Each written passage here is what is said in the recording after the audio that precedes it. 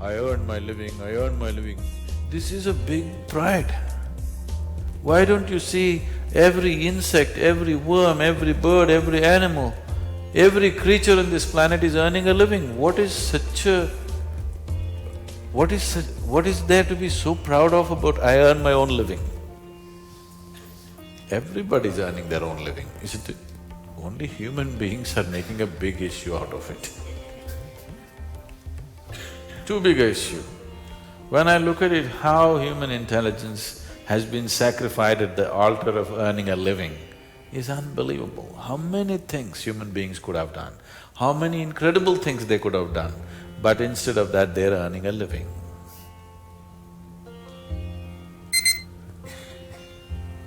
So it's very, very important. I'm just thinking we should start a wave, particularly in schools and colleges, that earning a living is a damn little thing. Supposed to be listening. It is not the prime of your life. We in trouble. Hold on. With one little finger you can earn a living. This big Pie's brain, done. Pie's done. when an ant can earn its I love living, that countdown. this big brain, Hey, yo, Sadhguru should it was struggle talking. to earn a I'm living? just because Hillary class. Everybody sit down. Going back. Because Hillary ruined it. Hillary, stop. I got to do the countdown. Only human beings are making a big issue out of it. Earning a living. Too big a issue. Too big an issue. When I look at it, how human intelligence has been sacrificed at the altar of earning a living is unbelievable. How many things human beings could have done, how many incredible things they could have done, but instead of that they're earning a living.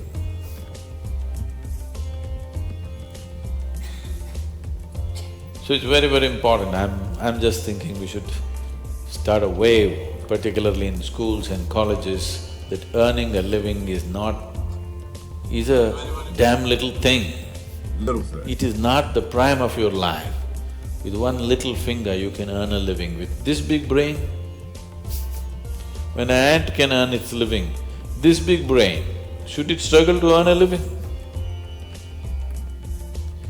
That has become a problem because you want to be like somebody else. Somebody else. Isn't it? You want to be like somebody else. That enslaves you. And once you are into this chakra, nothing else is possible. It just keeps you going and going and going endlessly. Now this possibility… Alright, that's it. Not worry about the possibilities. My mic is on. Okay, good morning, everybody. Ooh, I want to talk about earning a living today. Ooh, first I do spell check, aisle 7. Hold on, spell check, aisle 7. I think I spelled scarcity wrong. No, I got scarcity. No, that's right. That's scarcity. That's right. Artificial. It's an I in there, right? RT is a TI. TI. Isn't TI like an artist something? Isn't somebody y'all like? Artificial. Okay, there we go. Artificial scarcity. Boom. Yes, I'll check my aisle 7. Y'all supposed to get my back. Y'all to get my back. Nobody saw it, but then again, a lot of people can't spell like I got quoted on that. Did y'all see that? They quoted me. Somebody, one of the family quoted me, was like, you know what? I don't care about your spelling because I don't care about your language. English sucks. All right, good morning, everybody. How's everybody doing this morning? What is today? Today is January 9th. Artificial scarcity. I want to talk about how to make a wolf into a dog. Y'all see this dog behind me right here? I'm gonna get in trouble today, so I have to just clarify. I'm not saying you shouldn't own pets. I gotta move myself over here. See the dog staring out the window? You know that's a wolf. That's a wolf. I'm not saying you shouldn't own pets. I have pets, so I'm not saying that this is not an anti-pet owner video. I'm making a point. That is a wolf. This right here. You see, I don't know. Is that a pugapoo? What the hell is that? Is that a is that a Labrador? They have these silly little names. It's a puggle shepherd. I don't know what it is. Got ears like a shepherd. I don't know. They kind of look like a rabbit though. I got a friend that got a dog look like that. Look like a rabbit poo. A pugapoo. I don't know. All right, I'm not even gonna try. All I'm saying, all dogs are wolves. And I was thinking about it this morning. Artificial scarcity and the power of it. Oh my goodness, how can you break down the human race? Ooh, I was listening to Sadhguru outside of him saying that y'all shouldn't focus so much on how you make a living, that everything makes a living, even ants. Ants make a living. It's not a big deal. I was listening to Sag, let me change the music. And he was talking about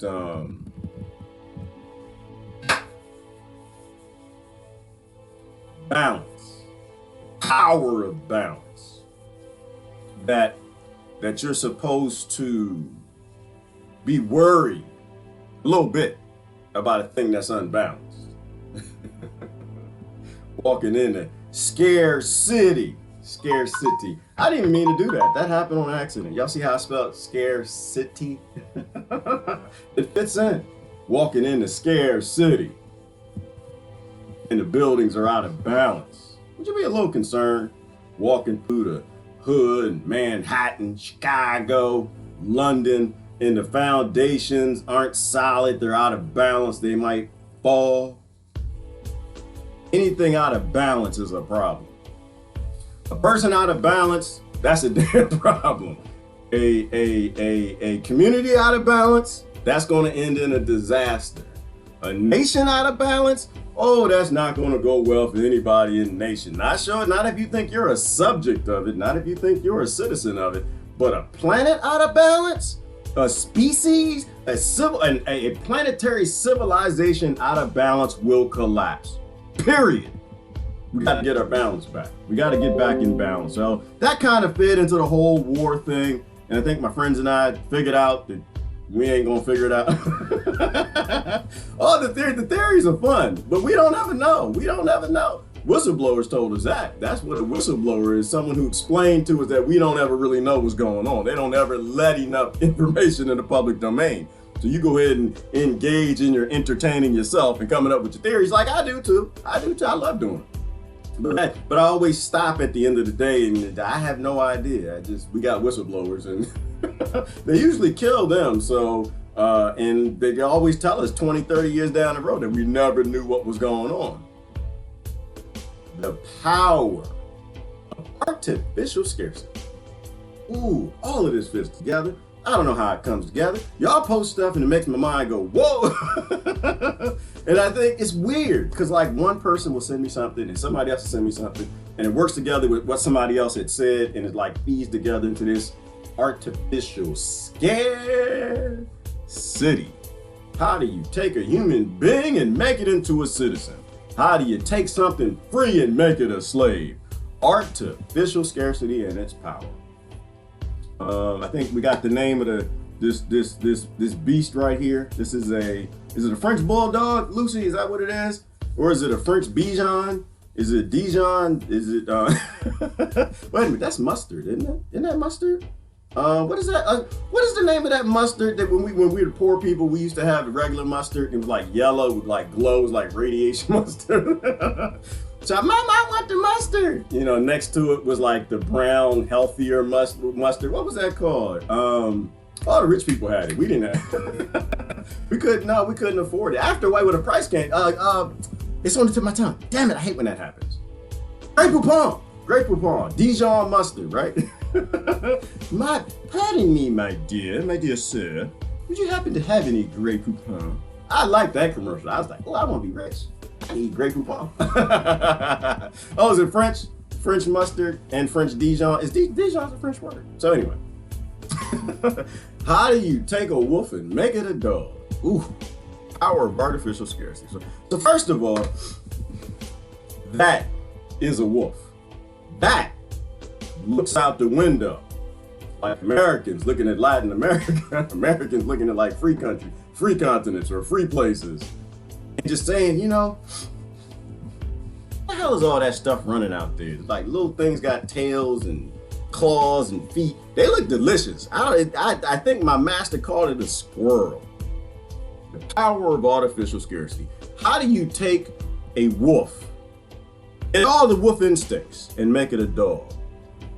How do you make a human a citizen? Artificial scarcity. You take everything natural from it. You take its food, its water, you take its freedom, you take everything. I know the dog owners getting upset. I'm not making that point. I honestly think y'all should own dogs. All right, let's be clear.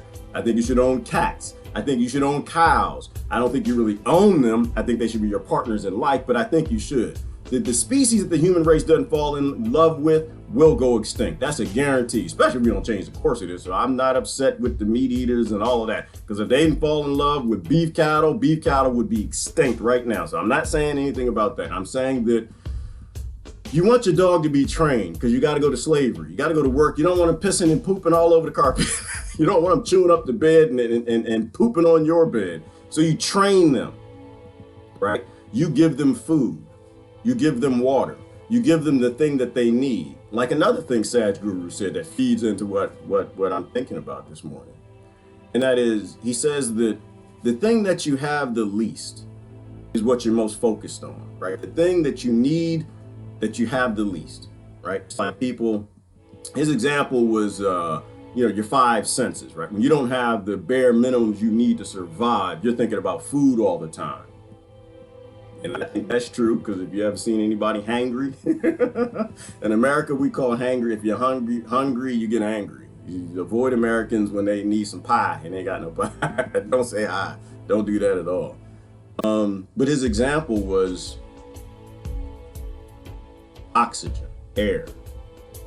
You can go to church all your life. You can, I love my Lord, I love my Yeshua Christ, I love Buddha, I love Shiva, love this, love that. You can love your government. You can, Donald Trump, Barack Obama, whoever. But the thing you have the least is the most significant on your agenda. And his point was oxygen. He said, if I come up there and I hold your nose and you can't breathe, hold your mouth and your nose, you call on your God. Do you call God? You call out for God, or you call out for air? After a few seconds, asphyxiation starting to set in. You call for air, right? The thing you have the least is what you will do anything to get the most. And that's how you make a wolf into a dog, is through artificial scarcity. It's the same way you make a human into a citizen or a subject, is you keep things from it, which is what all governments have perfected, because it's what the kings and lords perfected. They know how to train you to get you to be a Babylonian. They know how to train you to get to be a Roman. And I'm just like, I'm this chickapoo boxer thing. I'm looking out the window. I'm saying, dang, if I was outside, I could eat all that food. I could eat the squirrels. I could eat the rabbits. I could eat the mice. I could eat a whole bunch. Some of y'all got mice in your house. And nothing wrong with that. Y'all might feel mice come in. I heard that, and then when some come up in my house. Field mice come in. That's just what happens. You live in an older house, that's what's going to happen. And the dog can eat like he's wild for a minute.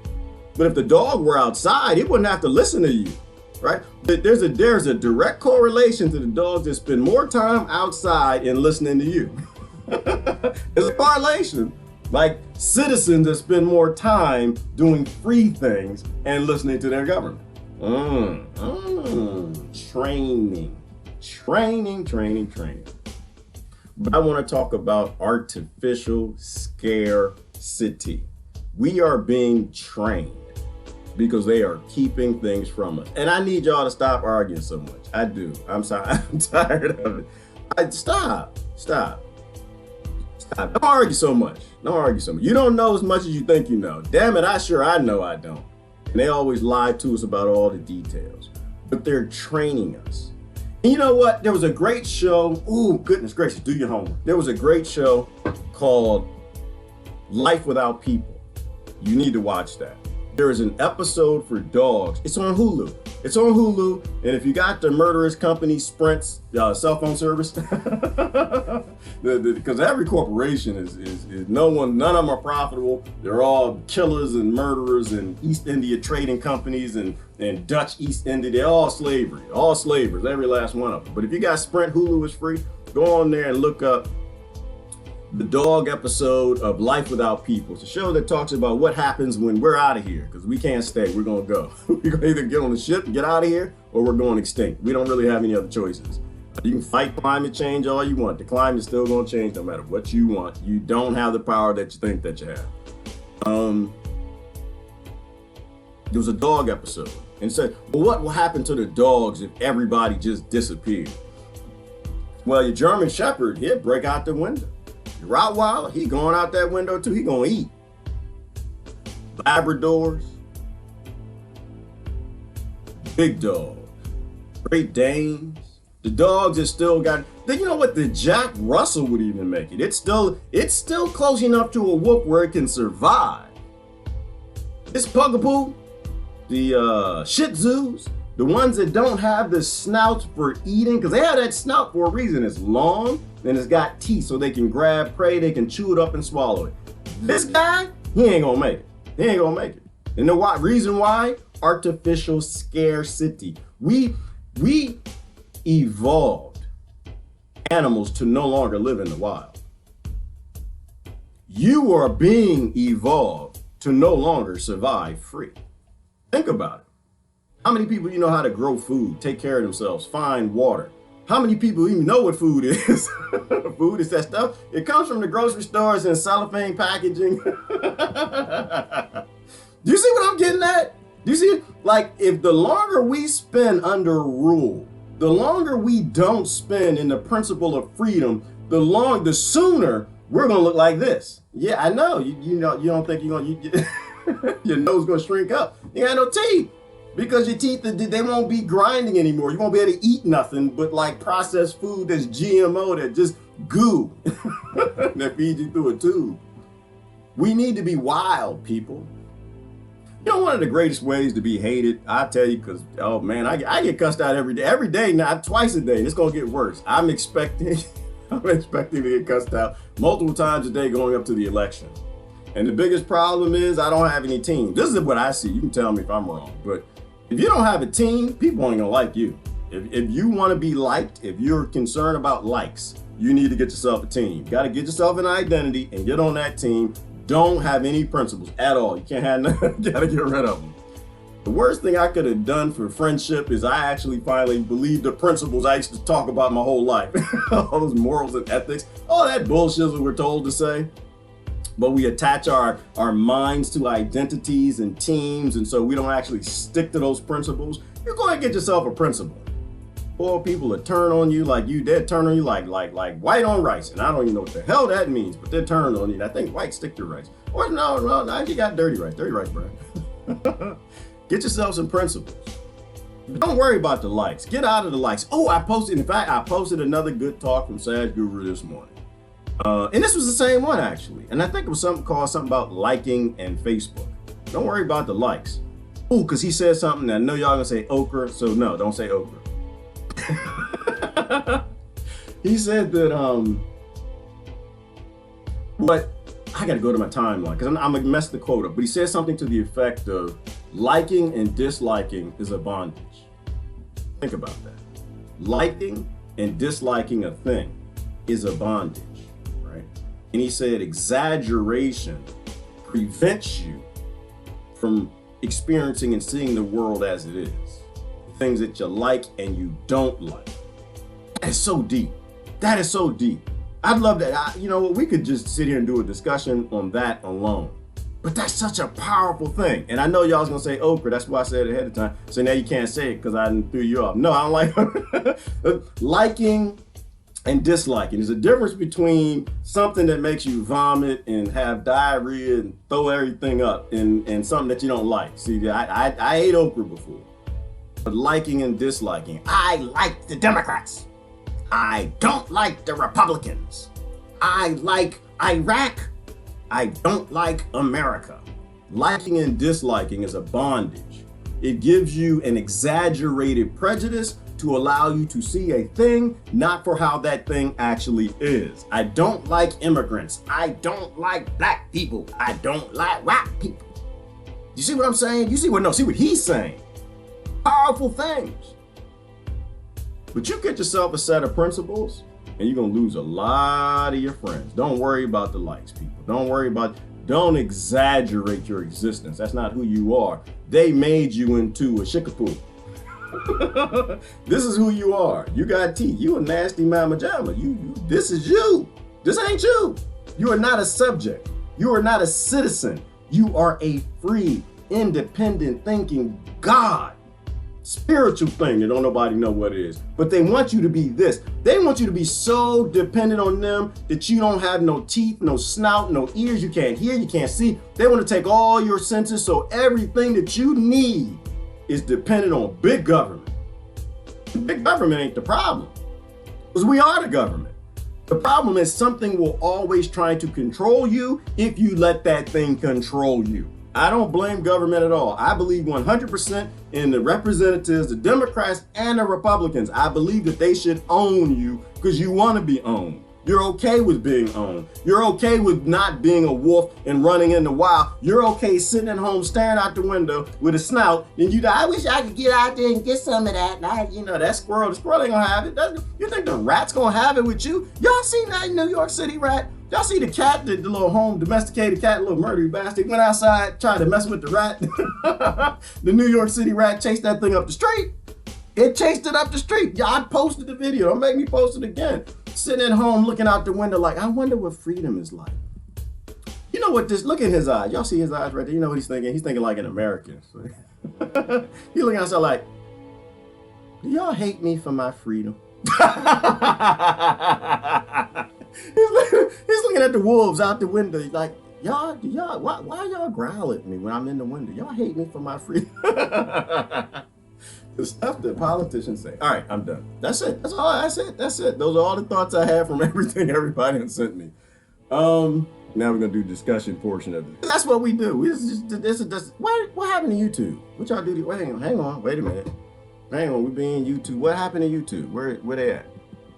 I don't even see YouTube. Is anybody over there? Hello? Is this microphone on? Is this thing on? YouTube. Can y'all hear the words that are coming out of my mouth? All right, wait, something's broken. All right, well, I try to fix YouTube. Let me see. Yeah, did we get some strikes or something? What's going on with YouTube? We've been naughty. We ain't been nice. We've been naughty. But this is what Guru was talking about earlier in terms of this, what you do for a living, right?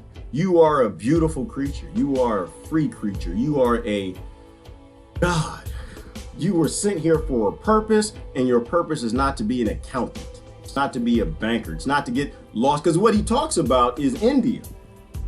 Right? Because India's lost in this. India's lost in this pride in not being yourself. Pride in doing what scarcity makes you do to survive. Oh, there we go. Woo, all right, woo, there we go. Good Lord, there we go. I had to fix it. I had to press a button. That's why I got the timer. That's why Hillary, she was yelling at me this morning. I got the timer for a reason, girl. Listen, I ain't as young as I used to be. My mind ain't doing what it used to do. I need a little time. Need a little timer. I just like it when the timer ends in the beginning of the video. It's like, bing! It makes me think of apple pie. Makes me think of apple pie. All right. Good morning. Ooh, and that's a good example. Actually, I'm glad, see, all this work together. This is why I know we're a part of a one. That's how I know, because Hillary, she didn't know what she was doing. She was just picking with me. She just like, I like him, so I hit him in the back of his head. Because that's what you do when you love people. You mess with them. Out of kindness and love. They're a part of your community. You made me think of the Pod Done episode of the Windows episode of The Office. Did y'all see that? I posted that, and I can't show it because that'd definitely be a strike. They had pulled me. They are waiting to pull anti-war people off of this damn internet thing. Did y'all see the episode where Jim, what he was doing? I'll post it, and y'all can watch it, or somebody can post it here if you know what I'm talking about. Where Jim, every time he sit down, The Office. What is? Oh, you know The Office. The Office is a documentary about American pugapoos.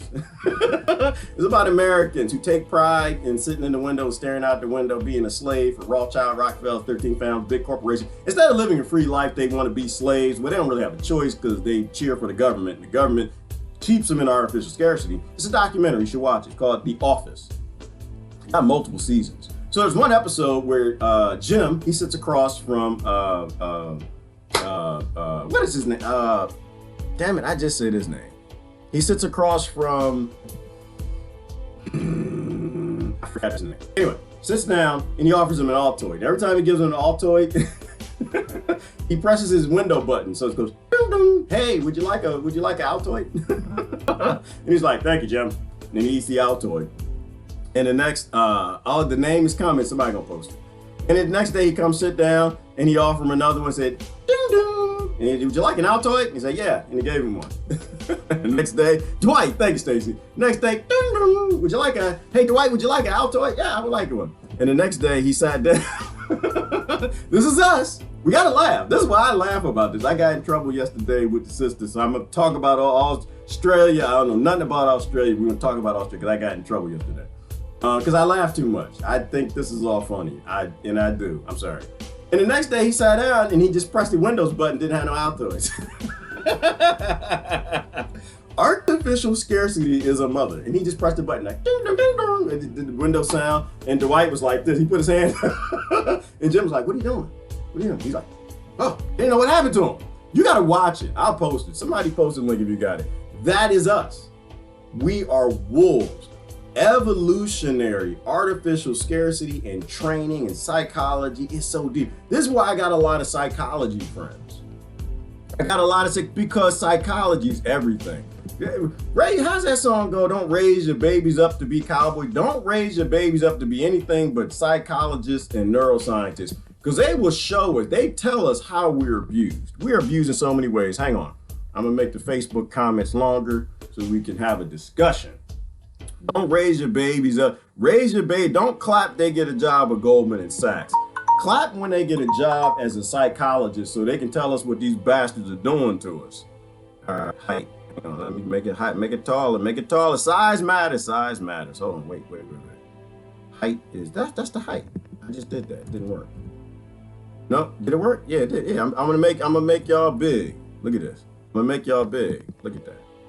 Boom. Nope, didn't work. What happened? I'm trying to make Facebook taller. Stop calling me. Who called me this morning? Right there. I just pressed it. No, it moved it down. Is that the X-axis or the Y-axis? Oh, just hang on a second. Hang on. I sound like Mark.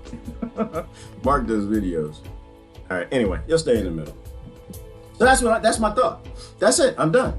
Artificial scarcity. Don't let the city scare you into getting a job to make you a bugaboo. You're actually a wolf. Be free. Stop cheering this government thing. Don't be mad at people that got principles, and stop letting people train you with sounds to make you get Altoids, and training your children to get Altoids when they play the sound. That's it. I'm done. Don't vote. Did I say that? Don't vote. People keep asking, you think not voting's gonna help? I don't think it's gonna help. I just don't believe in cheering for psychopathic people who murder people with weapons. That's it. I never said not voting was gonna help. I disagree with the idea of us being turned into this. I think one day something bad is gonna happen and we're gonna have to go out that window. And I think we should have our snouts elongated so we can grab a rabbit. That's what I think. I think one day an asteroid is gonna hit. The power is gonna go off. Something stupid is gonna jump off because the world is imbalanced. We have an imbalanced species. We don't know how to take care of ourselves or anybody else. And one day we're gonna have to go out that damn window, just like that documentary, Life Without People. And one day, you know what? One of y'all should produce a video called Life Without Government. Somebody should do that. Because when that happens, your government's not here for you. This is what people don't seem to understand. I don't know why. I've said it many times. They have a government continuity program. They do not have a citizen continuity program. They do not have a voter continuity program. They don't have a subject continuity program. And they damn sure ain't got a citizen's children's continuity program. They have a government continuity program. Why? Because when that bad thing happens, they know you're gonna come out that window, start acting like a wild beast, and the other wild beasts gonna be hungry too. They're going underground. They're going underground. They have luxury bunkers and they've already paid for them. They have swimming pools. They have all types of delicious food. They got waiters. They got the scientists. They got their weapons. They're going underground. And you're going to want to have a snout. You're not going to want to be him. And the longer we play this ruler game, the more we're going to look like that. That's what I'm saying. All right. Comments and I'm out. Live buffalo versus cattle. Yes, Rebecca. Great example. Absolutely. Rebecca knows. She one of these wild women. She don't get me in trouble. She swim with sharks. That woman rough. That woman, she thug life. That woman, ain't no thing like, all right, listen. Rebecca understands the difference between buffaloes and cows. I don't. She knows. You go to any city in the United States of America, you pick the roughest, toughest thug life person you can find and say, hey, listen, bro, we can go swim some sharks. Let's go. Let's go. Hey, man, hey, try to put that gun down. Put the gun down. Put your, you got that thing. We're going to go out in the ocean. We're going to find some great whites with this person named Rebecca and swim some sharks. Come on. And plus you got this cat thing that look like it's a tiger. Difference between buffalo and cattle, right? We domesticated the cattle, but the wild buffalo lives free. Like, you ever think how weird that is? I'm just playing with Rebecca. That's my sister. Love her to death. You know how weird that is that we say we need free range. We won't even eat free range eggs. When I go to the grocery store, I don't even want the slave eggs. I don't want American eggs. I don't want British eggs. I don't want no Australian eggs. I want my chickens to be free. Because free chickens make delicious eggs. Free chickens make healthy eggs. What do enslaved American chickens make? Indoctrinated children. Oh. So we're fighting for animal freedom. We don't fight for human freedom. Somebody mentioned Kratom. We were talking about Kratom earlier. If Prince was on Kratom, you know what y'all be singing right now? You'd be singing Purple Rain. You wouldn't have forgot who Prince was. If your government didn't ban Kratom, if Kratom was actually allowed, you wouldn't have an opioid crisis. You'd have 500,000 Americans still alive if you had Kratom here. And this is where the conspiracy theories come in, right? Because, well, Kratom gets you off of opioids, right? And how do we know that? We know that because history. Some of us read every now and then. You open a book. Y'all didn't like the history teacher because she had the glasses and she smelled funny and she didn't walk right. You didn't like her. She was boring to you. But she told you some truthful things. History. You read history. It was in Vietnam. No, Vietnam. Lying. Thailand. It was in Thailand. Because everybody was getting addicted to opioids, right? The opioid trade. So what did the government do? Same thing the American government does. Same thing the British government does. Oh, we got to make some money on this because our world is based in power and money, not emotions and groups. Power and money. That's what runs the world, is what everybody wants, unfortunately. And so the government decided, you know what? Well, if everybody gonna get addicted to this opium, we got to make a little money. We got to make a little change for the pocket. And they taxed it. So they taxed the opium. So their citizens are dying of opioid because everybody's getting addicted to it because life back then sucked. And you know women was on it because you think life sucks for women now? Oh my God, can you imagine Thailand going back then? Shoot, as fine as them women in Thailand? Hell no. So you know they were addicted. And so the king decided, hey, we're going to tax this. We're going to tax it. We're not going to stop the opioid crisis. We're going to tax the hell out of this. Same way the American government doing right now. The one that loves us and take care of us. The one that's going to make our world better. Is Kratom. They banned Kratom in the Thailand government. They whoa, what's happening? People are curing themselves with Kratom? They're getting off. They got pain, you mean to tell me? They got pain in this little evil world, my evil kingdom? Now my tax dollars is going down because they're getting off of opioids? Hell no. So they banned opium. They created a DEA. You can go look it up. Go look it up in Thailand. When the first DEA was created, they created DEA in Thailand and they banned Kratom. Why? Because they're making money on the tax dollars. Why do you think the American government banned Kratom? Because they're protecting us from a harmful herbal drug that grows in the ground.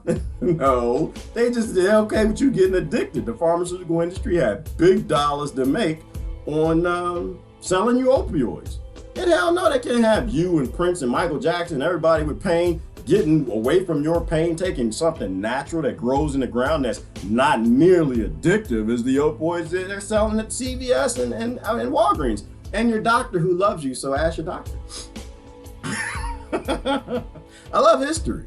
But once again, if you make people dependent, you can turn a wolf into a shikapoo. And somebody got one of these things, and I know somebody got one, and I know they're gonna be mad, like, that's not a shikapoo. It's not. It's a something. Did you say what? I'm sorry, Lucy said what it was. It was a boxer, some sort of a boxer. But it's not. It's not. Wow, we broke it. It's not free anymore. It can't be free. It needs its big government. It can't go anywhere. It needs you. It can't go nowhere. You die, it dies. German Shepherd, you die, the German Shepherd going out that window. I think we're still free. I think we still got some teeth. I think we still got some teeth, y'all. I think that we can still be free. I think we still can cut the mustard in nature. I know, because I know women. And that old saying, I ain't gonna mess with women this morning, I'm getting in trouble. No fury like a woman scorned? That's how you know we still got teeth. Y'all go ahead and piss some of them off. Y'all like to piss them off all the time. All right, what y'all got? We aren't old G. No, we're not, Hillary. We are young. I agree with that. We are young. And thank you for calling me on that. We're going to stop saying this old nonsense. We're going to stop saying this because the nocebo effect is real. You are young. You are vibrant. I'm a vibrant 18 till I got to do some squats or something. And there's something wrong with the gravity. It ain't me. It's the gravity. Damn gravity jacked up. Daniel or somebody messed it up. I guess we are kind of the government with our pets. Ooh, I guess we are kind of the government with our pets, but we are a kind one because something. Who said that? Sister just went up too fast. I'm up in comments, I've been running my mouth. Absolutely. And this is my point. I'm not saying pet ownership is bad. Big government is bad, but not pet ownership. The difference is you love your pet. I know people, oh my goodness. You know what? I had an iguana. Real talk. I had an iguana. And I don't really want to tell this story because it goes into a category I don't like to get to in the morning, but it does. I had an iguana. His name was Dolomite. All right. I was in college. All right. Back then, if you had reptiles, women like that thing. The girls like that thing. All right. They like the reptile. I couldn't do the snake thing because you put the big ball around your neck. I don't do snakes. I had a friend, had a snake. Boa, I kept it. He went home. His name was Mike. He on my Facebook, and he went away for the weekend. I kept his snake, and the boa got loose in the house, and I had a boa loose in my house for 2 weeks. I don't do snakes. Snakes ain't happening. If I don't get a girlfriend, I gotta have a boa. You ain't nope, not us. No, I grow old alone. So I got iguanas, right? So I had an iguana. I was impressing this chick, and later I had like 3 kids with her. So anyway, I got the iguanas. One was named Dolomite. He had this problem when they get big, the tail gets a little crink in it, and it causes an anal condition, and the anal thing comes out. It just reverses, just pops out. Some of y'all have seen it on them little porn sites that y'all go to. It comes out when too much information. Way too much information. And so, but I love my iguana. I was Dolomite. Dolomite was 6 feet long. I used to walk Dolomite. I'd go outside like, oh, the Dolomite. You know, and I already got the girl, but now Dolomite is big. I spent $3,000 to have surgery on Dolomite with a doctor who was a fake phony and a fraud because he didn't actually do anything. I could have done it. All he did is he cut the extra tissue from the anal cavity and stitch it back up. Now I could have done it. There ain't no way in hell I was gonna do that, but I didn't know what he was doing. But I loved him. I wasn't on government to Dolomite. I love Dolomite. You know, and this was damn. Dude, how old am I? I'm 27. But this was 20 years ago. This was 20 years ago. No, you know how much $3,000 was 20 years ago? I bought a TV back then. When the big flat screen, when the first flat screens came out. Oh, it was had to be 32 inches, and it was 40 inches, something like that. And that thing, oh my goodness, I spent like $4,000 for that. He said, you spent $4,000 for a television, 20 years? Because I was doing pretty well. I wanted to be an elite. I wanted to enslave you and your children. I wanted to work for the big corporation that are murdering everybody all over the planet. Everybody that looked like me, looked like you, steal everything from them. And because I wanted to do that. But I spent that money. So no, we're not like the government. There's a difference. No, we love people. We love our pets. We are not like that. And this is what I'm saying, but we accept it from government. That's the weird part. We love our pets. We're walking away from this mass, farming of animals with the grocery stores. We don't do it for ourselves. It's the weirdest thing. We don't call the police on our pets. We don't take things from them. we're not doing artificial scarcity intentionally. We're not taking food from the ghetto. We don't take food from the barrio and the trailer parks to starve children, to scare the middle class. We don't do that with our pets. We make sure we set up little dog bowls. You got yours, you got yours, you got yours. It's Fido, this is Doodoo, and this is somebody else. Did I say that? Yes, I do knew a lady, she named the dog Doodoo. Don't ask me why. I don't ask. This is America. You don't ask nobody nothing. You say, oh, this dog named Doodoo. Okay. That's not fine because he doodooed all over the house because she didn't train him, because she didn't know how to do artificial scarcity, because she don't watch the government. So yeah, no, we're not like them. We love our pets. We take care of them. Like right there, somebody right there. I'm looking out the window right now. Somebody got pulled over by the popo right there. Right there. But they gonna be all right. Little red car. I should turn the camera around and show y'all. But they're gonna be all right because my popo's nice. Like I said before, I don't like your popo. I love my popo. They're good people. They're good people. I helped my popo carry a tree out the damn street a few days ago. They're good people. They take trees out of the streets and stuff. Ain't none of them beating up nobody on YouTube. I'm being nosy. I'm sorry. That comes with being 29. You start to get old, younger. You wonder what was they doing? See, the car is red. This is my prejudice because it's a red car. I bet you they's driving too fast, because usually when you got red cars, you drive too fast. They got nice rims on it. Yeah, but you know what? Is it a guy? I can't tell. But this shouldn't be happening. People like, listen, we talking here, man. Why are you looking out the window? We can't even see. All right. But we don't do that. We don't create police states for our pets, right? We don't create, we don't keep Kratom from our pets. We don't do that, but we still break them on accident. Oh, you're taking me some places. We love them and we care for them, but we're still breaking them. We're giving them a life that they can't keep. We're giving them a life, making them weak, because we're giving them the imbalance that Sadhguru was talking about. Anything that has imbalance is a problem. We need balance. We love them, but we know that one day we're not going to be here. And unless we take them on that big honking spaceship, if we get our act together and get out of here, they're going to die on this planet. Interesting. All right. What y'all got? Gotta laugh. That's all you can do, Rebecca. You gotta laugh. Oh, Australia. I gotta say Australia because I'm getting in trouble. And I can say who. Australia, something bad is happening in Australia. It is on fire. And nobody putting the fires out. Australia and the California government must got together and said, we don't care. It's like a fire. If your house is on fire. Good example. See, I'm talking about Australia. Don't be mad at me. I try. I laugh at us. I'm not laughing at Australia. I laugh at us. We are a silly species. We have our brain, like we might still have a snout with the teeth, but the brain, that's the wimpy part. That's the limp part. We got limp brains. The brain, we need Viagra for the brain, because the brain, we got this right here. We've been enslaved so long, our brains aren't functioning, and I laugh at our silliness and our ridiculousness, because I hope that will bring us forward. Why did the police leave that light on when they pull you over? I don't understand that. Somebody tell me, what is that about anyway? It's affecting me. I'm sorry. I grew up in the Washington, D.C. area. Flashing lights still bother me. I love my police, but the flashing lights, why they leave the light, turn the lights off? You just want everybody to know. That's the most embarrassing things, when you get pulled over and like everybody looking at you. Because yeah, y'all nosy, everybody. In America, you know when it's traffic and it's not an accident, you know it's just somebody got pulled over, everybody being nosy, trying to figure out what they're doing. You see, you know you're supposed to be talking to us and you're looking out the window being nosy. All right. My high school history teacher was hot, Brother G. Oh, she was, Daniel. Oh, was mine? I don't remember history teacher. I don't remember my history teacher. My history teacher was not impassionate. I remember my social studies teacher. She was impassionate, and she was Native American.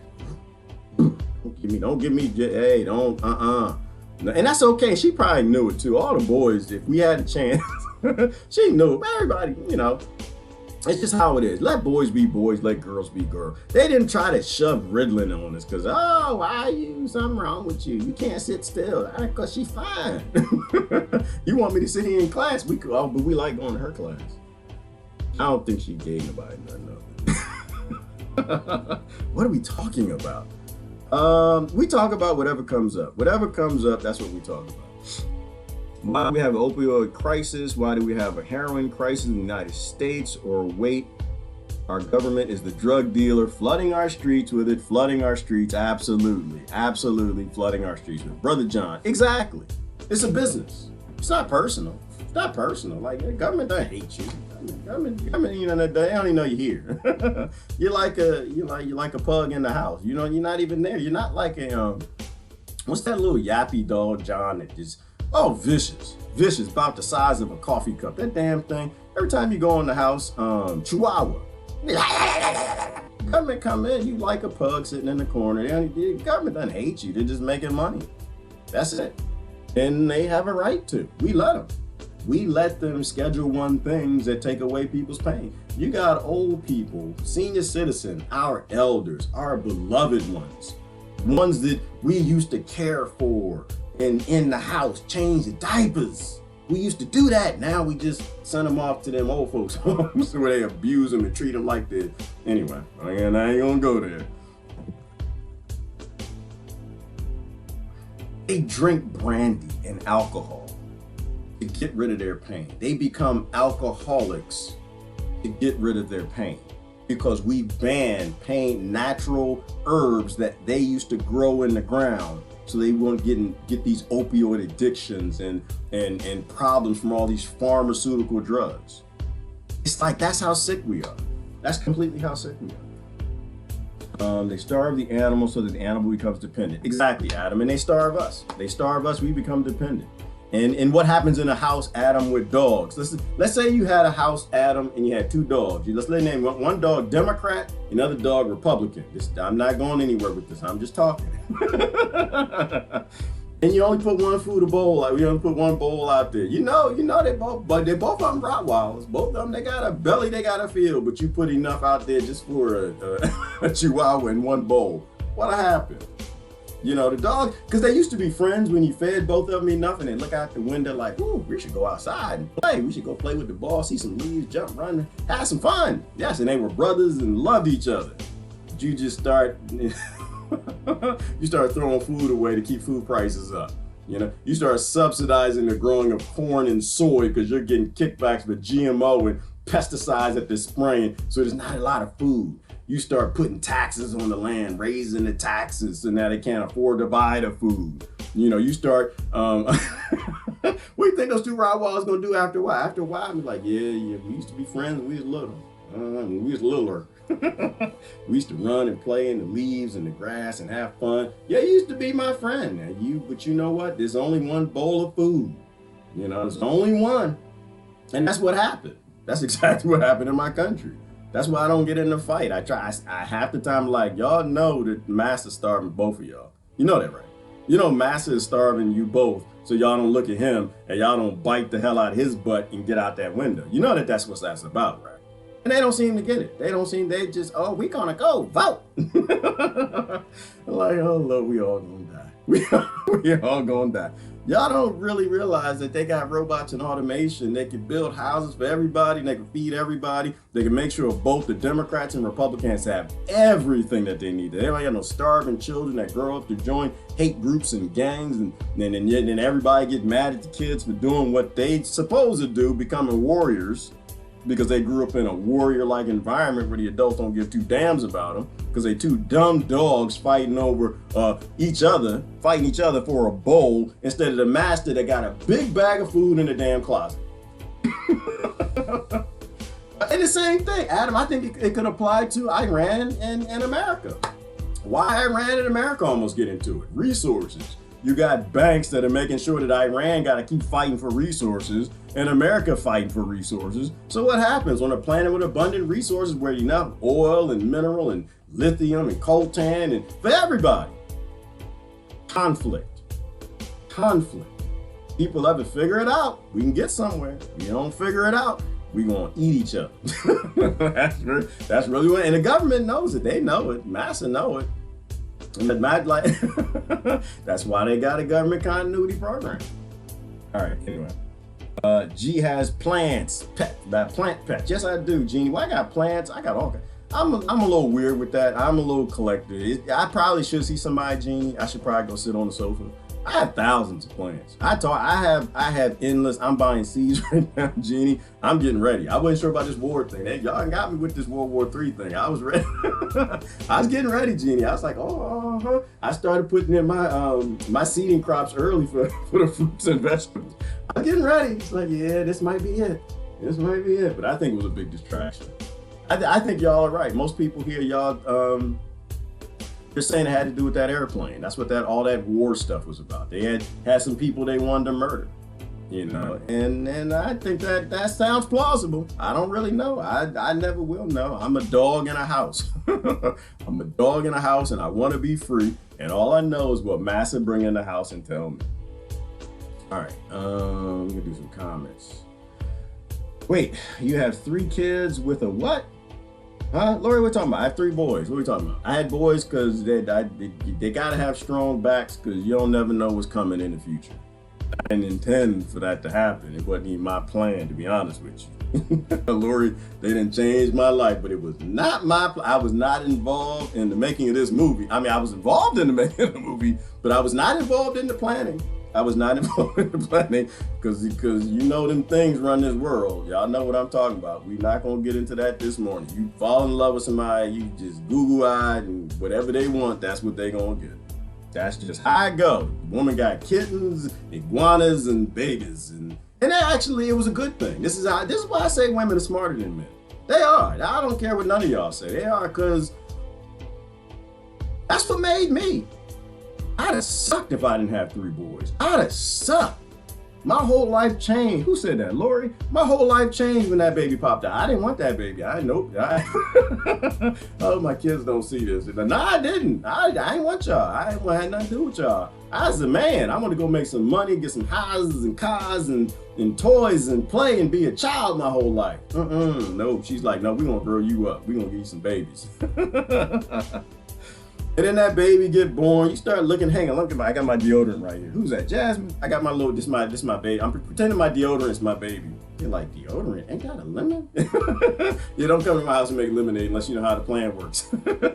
You hold that little baby in your hand, and it messed me up. It messed me up. I'll be honest. It messed me up.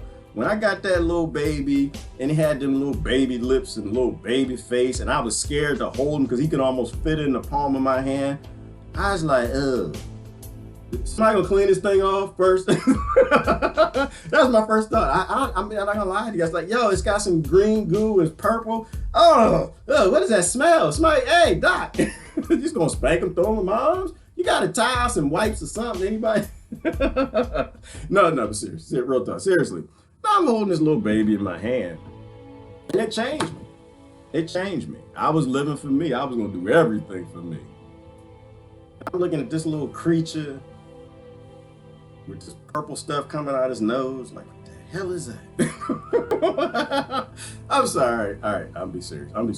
I'm looking at this little baby like, dang, I made something. I made a little baby thing. And everything this little baby thing needs in this world is coming from me. Cause that damn sure ain't got no damn government to give 2 shit. 2 craps about it. And I'm looking at this baby like, man, I guess I am a slave, huh? I'm a slave and serve you the rest of my life. I'm gonna do everything for you, baby. I'm gonna give everything up. I'm gonna get my sports car. I saw it because I had a 300ZX at the time. And I just saw it go poof in my head, like poof. And I knew that ad, because back then the minivan, we had a sexy minivan. Y'all got the sexy ones now. Y'all have no idea what it looked like back then. We had Astro Stars, Aerostar. The Astro Star or Aerostar, what they call Astros. I forgot. Oh, they was just ugly. It's like somebody took like a box and sat on it, put some wheels under it, and just put it on the road. Astros. I like, I'm gonna sell my baby, my sports car. Oh, the 300ZX. Oh, you press this lights and the lights go that. The lights come up like this at nighttime. I used to go sit in my car. I don't know who I'm talking to now. Y'all got me in like dreaming. I used to go sit in my sports car at night, turn it on, and she used to talk to you. This was back in the 80s. I'm trying to tell y'all, you know who I am. Y'all, I had a little money back then. I got tied in with some people back when I was in college. I turn the music on. It's nighttime, sitting in the car, single man. And then you press the light button and the light goes up. Open the door. The door is ajar. I had the car, used the Nissan 300, used to talk to you. All right. Anyway, I don't know how we got there. The whole point is this. You get this little baby thing and you realize, dang, I guess I gotta live for you. I guess things I do has to be for you. It's not even a guess. It's you see you in them and you want to give them the world. You know, you can't, but you want to. And it changes you. It changes you. I don't know how we got off onto there. What is the name of this thing anyway? The evolutionary power of artificial scarcity. I didn't want him to be scared. I didn't want him to live in the city. I didn't want him, I wanted him to be free in the country. I didn't want him to be scared of anything. I wanted to make sure that he had everything that he needed. And he could have. Your kids could have. Except we keep cheering for a master that only puts out enough food for a few, because it keeps everybody else in conflict with each other, and they got a big bag of food in that closet. Artificial scarcity and its power. It can take a tribal group of people, of barbarians from all over this planet that had freedom, from Britain, from Ireland, from Scotland, from the Congo and Nigeria, from Colombia, and took all these beautiful people from beautiful tribes who were just a little bit better at humanity. They didn't murder as much as we do now, and turned them into these shikapoos, shrank their brains like a snout, and turned them in conflict with each other. That's why I think the only reason we're here is for the next generation. And by any means necessary, we got to make a better world. By any means. The means don't matter. The means does not matter. We live good. We had it good for a while. We had a good run. Good apathy run. Last time we got to eat Master. Master looking delicious. Master, it's time to go ahead. It's time to start chewing on his leg. Not time to cheer a new Master. Make me go Yoda on you. Y'all looking to put another Master in place. Nah, it's time that we start thinking about maybe this Master thing ain't working out. Maybe it's food out there. Maybe I can eat that squirrel. Maybe I want to be free. Maybe I don't want to stay this evolutionary path of becoming dependent on massive corporations and psychopaths and governments that protect Epstein Islands. Maybe this is a bad idea. Get some principles. That's what I'm thinking. Get some principles. Good morning. Is that Chris Lewis in the house? My kid tells the other that Santa is fake, 8 years old. Think he is in North Pole. Let me see. My kid tells others that Santa's fake. That's just, you know what, Chris? That's just wrong. That's wrong. I didn't do that. You're a little more evolved than what I was at, I guess, at your age when my kids were young. My goal was to make them look as stupid as I could at school. I had one of them up to about 14 believing in Santa. I did. I pushed the envelope. Brother Chris, I believe in success. I do believe in success. And I made sure, I got jingle bells and I used to ring the bells. My kids, they starting to think Santa ain't real. Oh no, I get up at nighttime, like Christmas night, make sure all the presents are wrapped. And because I was a big time consumer, Chris, I believed in slavery. I was 100% believed in it. I had no idea what was happening, but I was a consumer and I didn't know how the world worked. I thought the world worked on voting elections and political parties and government, not power and money. I used to ring that bell at Christmas night because they stopped believing it. Ding, ding, ding, ding, ding, ding, ding, ding. Look in their bedroom, see the eyes start to open. Ding, ding, ding, ding, ding.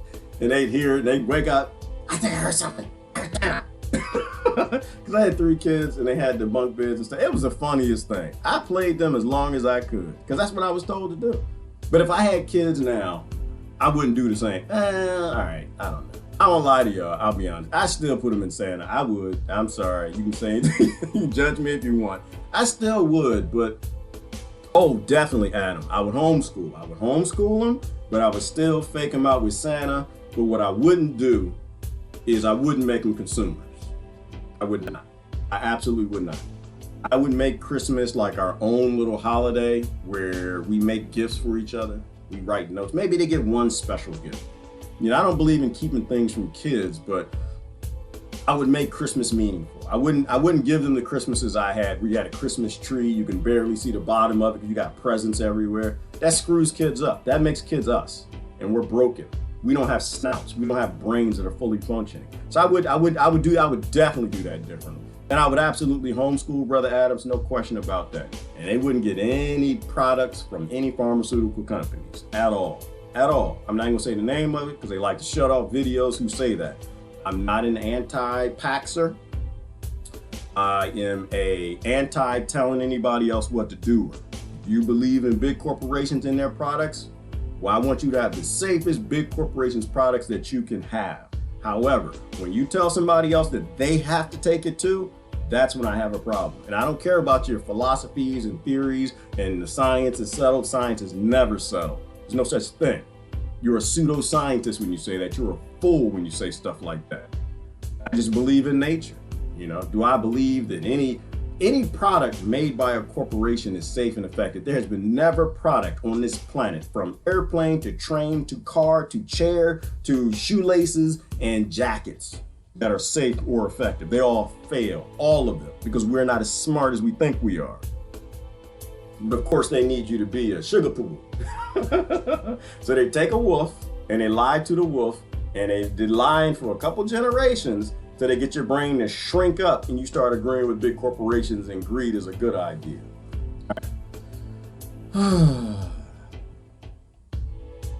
Let me see. Kicked in my butt by love. Eddie Murphy, Chris Rock. Yeah, love will do that, Patricia. Love is a dangerous thing. And that's why I think they attach pride and love to like races and religions and cultures and things, and get people to forget that they all came from the same people. You keep them in conflict. You got two Rottweilers in the house. You ain't feeding them enough. You need them to fight each other.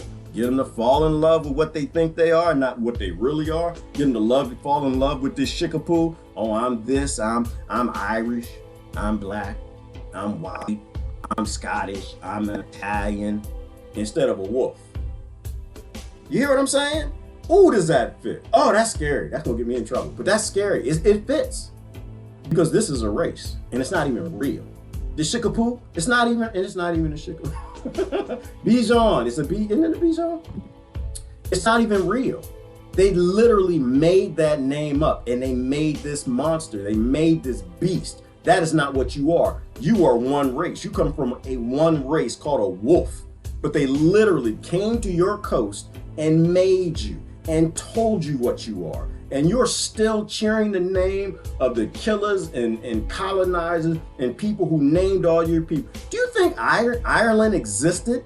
Ireland didn't exist till somebody murdered and raped a couple thousand people. It never, and then they named them. And you give honor to the people who raped all those 1,000 tribes that lived on that piece of land that was not called Ireland. You see what I'm saying? You're a wolf. You are a human damn being. You don't need any subdivision given to you by your masters. All right. No car seat in 300. Hillary, that's a lie. Stop telling lies. That's lies. Lie, Hillary. Lying is lying. There's no seat in the back. I had a rope. There was no back seat in the 300. I had the two-seater, and so I had a rope, and I tied my child. I tied the baby seat in. Like, oh my gosh, he tied his baby in with a car seat instead of a regulated UHF seatbelt created by our government for safety. Please understand. I used to ride in the back of a pickup truck with my grandfather in Arkansas. He couldn't wait for us to get down there so we could put these three boys in the back of a pickup truck and drive 70 miles an hour through alligator-infested swamps so we can go fishing and hitting every bump on the way and just laughing and giggling. We just jumping in there. Because you know how y'all used to do the school bus thing? You're riding in the school bus and she hit the bump. Everybody know where the bump is on the way to work. And everybody, here it come. You start jumping and all of a sudden the bus hit the bump. Yeah! And you go up, you hit your head on the top of the bus like, I win! I hit my head on the top of the metal. Yeah! I did it. You couldn't do it. Yeah, I did it. We did boys. That's what boys did. That's why the girls didn't sit with us. They sat in front of They sat in the front of the bus. They just, no, it was a couple girls with thug life. They was back there, but they just stupid as we are. But I grew up with that grandfather. That's so safety is not a thing for me. We didn't do that. My father first got a van. We had to do the 18 thing. Hell no, we ain't close that damn door. Nah, you had no police state back then. You had a couple po-po, but you didn't have enough of them to stop us. We got in that van. Daddy, can we ride with the door open? Is your room clean? You go up there, because my father, he's a military father. Go up there, he could take that quarter, start bouncing it on your, bouncing on the sheets of the quarter would bounce. All right, you can ride with the door open. We get in the van, open the door. We ride like we the 18, got the door wide open, pretending we got a gun, shoot another car drive. So yeah, I did. I don't be lying to people saying I had no baby seat. I did have a baby seat in the back. Hell yeah, I did. They only had one. I can only do one baby though. I could only do one baby, and their mom was a little smarter than I was, and she's like, "Look, you ain't gonna keep that sports car. Yeah, I don't know that you know this, but I know this. You're gonna sell that sports car." And I was like, "I ain't selling that. I ain't selling a sports car. Woman, who you think I am? Who you think?" I didn't say that. I wouldn't. She was from New York. Hell no, I wouldn't speak like that to that woman. Hell no. That woman's scary. You don't know women from New York. Hell no. They ain't grew up thug life. They ain't just, you know what? And it's not about women from New York.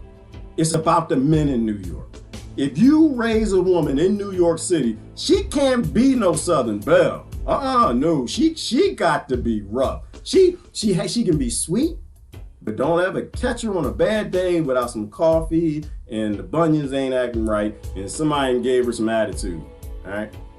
She made me sell the car. I was domesticated. I was like right here, because the women that got the thing, they got that God gave them something to give them a little more power over us. I don't even know why God did that. It was a mistake. I don't think he should have done it. I don't even think he should have done it. They just bend you. Oh man, I got something for y'all. Did y'all know they got something called what y'all call it? It's evil. They talking about y'all behind your back. I was listening to I was in the Rogan. There's something called a man bod. What they call it? No, daddy bod. Husband bod. Something like that. I forgot the name of it. It's just wrong. They're basically saying like the donut around your stomach when you go home, because you don't like going to slavery. So you get home, you get a beer, just kind of deal with the world because you've been in slavery all day. Watch a little TV. They call them hubby bodies. What do they call them? It's derogatory. It's like racism. It's a name. But they say that I heard it on Rogan. What is it called? I know what y'all talking. Yes, the dad bod. That is so wrong. That's evil. That's wrong. Because y'all know if we said it the other way, that y'all catch a fit. You know that. You know we wouldn't get none for weeks if we made up a word and then called it the mom bod. No. You probably get run over by the minivan. You make up something. You can't say it to the woman. They can say, it's called the man bod. Dad bod. Meanwhile, they got pictures of, what's his name? Jason and Moa and people with the 6-pack and the abadabbas and muscles everywhere. And they just like at work laughing at you. And meanwhile, you try and bring bacon and biscuits home, put them on the table, make a decent salary so they can have a big colonize a Babylonian Roman house, and they like, dad bod. That's just wrong. That's wrong. We don't do that to y'all. We don't do that to y'all. It's wrong. Pull up, women, pull up. All right. I gotta go. Let's do last couple. Why don't you know what we're talking about? We're talking about artificial scarcity and the evolutionary power of artificial scarcity. And yes, there's something with marriage with artificial scarcity, but we won't go into that because that's just too deep. We don't need to go there. It's the dog and human government. That analogy is good enough. We're not going to talk about marriage.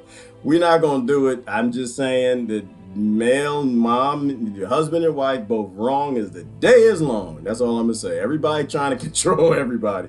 Everybody gets scarce with something. Somebody gets scarce fixing the cars. I guess men don't fix cars no more. They don't fix nothing no more, do they? Men get scarce with some things, women get scarce with some things, and everybody trying to control everybody. That's why I'm unaffiliated. I don't do control. I just want to observe. Good morning, Angie. All right, let's get in. I got the last couple comments. I really gotta go. What time is it? No, I got a little bit. Then I'm gonna go. Let me see. Race is a fabrication, even ethnicity is. It is, Kay. Tell the truth. Tell the truth. Tell the truth, but make sure that you change your profile picture on Facebook because they call it racism. You gotta change your picture. You can't say that. I can say that. I don't know why. It's the dumbest thing I never heard, but it is. It's all a fallacy. It's all made up by colonizers, slave owners, landowners, and people who ain't like none of our ancestors. I don't know why anybody would carry that name forward. So many order followers that are professional. I hate it when y'all don't. You know what? I'm gonna be wrong. Say I don't like y'all grammar because I try to read. It makes me sound like I'm like something wrong with me. So many order followers that don't. They are professional ignorer for their own demise. Okay, I think I see what you're saying, Cedar. I'm trying to process it while I'm going. Yes, and we're all order followers. All of us. We're all this. We're all this because we like kibbles and bits. We are this because we like the dog bones. We are this because we love it when our masters come home at election time. They play with us at election time. Chase the ball, go get the ball. Election time, they start making all these promises. We're going to go to the park. We're going to play. We're going to run and get you some balls and this, that, at election time. And right after election time, I had nothing to do with it. Just walk away. Just go the other way. We don't go to the park. We don't get to play. We don't get let in the back. They don't even make a runner so we can get out in the backyard. They just leave us in cages. That's why I don't want to hear nothing from your politicians. I don't hear nothing. Keep posting away. Well, what you think about? I don't even want to know. It's a politician. I don't want to know. Because what have they done for me lately, Janet Jackson? What have you done for me lately? What have you done for the human race lately? That's the number one question. Anytime somebody posts a politician on my page, I'm like, what have they done for me lately? What have they? Nothing. Nothing. In fact, what have they done for me ever? Kratom? Cannabis? I don't even smoke cannabis, but if I want to, that should be my right. If I want to put a seed in the ground, you're telling me you're going to put me in a cage for putting a seed in the ground that God gave me? Man, you can go to hell. What have you done? We got to get out here and get Donald Trump. You know what? I hope Donald Trump sticks it in your whatever. Okay? You ain't done nothing for me. You ain't done nothing. What you done since he's been in office? And I'm not a Trump supporter and I'm not a Trump hater. I'm just saying, what have you done since he's in office? He's such a monster. Have you done anything that's non-monstrous? No, you just sat and complained about him the whole time. So no, I have no interest. I don't care. I don't even care. Well, we got to get the Democrat, and it's going to flip the other way, and they get the Republican, they get them out, put them back in. Well, we got to get the Oprah out of office. I'm going to say it the other way. I don't even care. Why I care? What you do while Oprah's in office? What you do, huh? You do anything? You just complain about Oprah? No, I'm not interested. Y'all don't do nothing. Y'all do nothing for me. Listen, I'm a dog looking out the window. That's what I am. I'm standing on principles. I think the human race should be free. I don't think y'all should own anybody. I think we should evolve past this idea of citizens. That's what I think. And so you start walking us in that direction, then we got something to talk about. You actually do something, okay. But I don't do talk. I like action. In every election, all I see is talk. It's just talk. It's just that the Snoopy phone. It's that Snoopy phone. The people on the Snoopy, they be and y'all like listening to like and y'all call me up like, oh, did you hear that? Listen. Look what Tulsi said. Oh, did you hear that? Listen what Trump is saying. And they got nothing to do with no freedom. And they'll never do it anyway. Obama, all the rest of them, I'm not doing it because that's not the job. It's not the job. The job is to get you to pick the phone up and believe. And I don't know what that means. That doesn't mean nothing to me. I want my kids to be free. I want to be free. I want Iraq to be free. I want Iran to be free. I want all the Americans to be free. I want people to grow the food they want. I want, if people are peaceful, leave them the hell alone. All right, can we make that an act in 2020? One of y'all get your war criminals together. 2020 act to leave people the hell alone. If you're peaceful, it ain't nobody else's business. If we can do that, I'm good to go. You might get my attention. Short of that, I'm not. That's what I see in your post. That's all. Bernie said. What did Bernie do? What did he do? Oh, he's gonna end the wars. Oh yeah. Does he have some money? Does he have like the power to do that? Did he talk to the banks, the Rothschild, Rockefellers? Anybody co-sign on this project? Has he ever voted for war? Oh, he voted for pretty much every war and funneling weapons okay. How come I'm getting this and you're not getting this? But not voting's not doing anything. It's not gonna help. I didn't say it was gonna help. I just don't like the idea of voting for people who drop bombs on children and traffic weapons to children in Africa. I think that's a bad idea. Why they look in your face and they say, Black Lives Matter. I don't believe it anymore. Yeah, Trump same way. He's fighting for the Constitution, the Bill of Rights. Oh, really? He's going to restore the Republic. Did he restore the Republic? Where the Republic at? Y'all see something? Do you see a public somewhere? I don't see no republic. I see international, other nations getting billions and billions and billions of dollars, and poor white kids and coal miners' daughters starving to death. That's what I see. I don't see any difference in the parties. I think it is an entertainment system to be involved in politics. Now, I think you're a very foolish person if you're still holding this up. That's what I think. I think when master comes home and you wag your tail, I'm not that one. I'm not the one anymore. I used to be. The Democrats, Republicans, they used to lie to me. I used to believe everything. They'd come home like, Master, get the wagon and tell you how the dog come home, get all this, Master, we're gonna run, we're gonna play the ball, we're gonna run, we're gonna play the ball, we're gonna run, play with the ball. And I don't need to do neither one. After a while, I realized we ain't gonna run, we damn sure ain't gonna play with no ball. You just gonna go sit on that sofa and get a dad bod. I know what you're gonna do. I'm the pit bull sitting in the corner. Like, yeah, go wag your tail if you want to. I know who's at the door. That's Obama. That's true. I know who at the door. I know y'all gonna wag your tail. Trust me, I did that. You don't get nothing. You get something when you sit in this corner. You start acting like you disgruntled, like you got a little froth on your lips or something. Like thinking revolution. You know?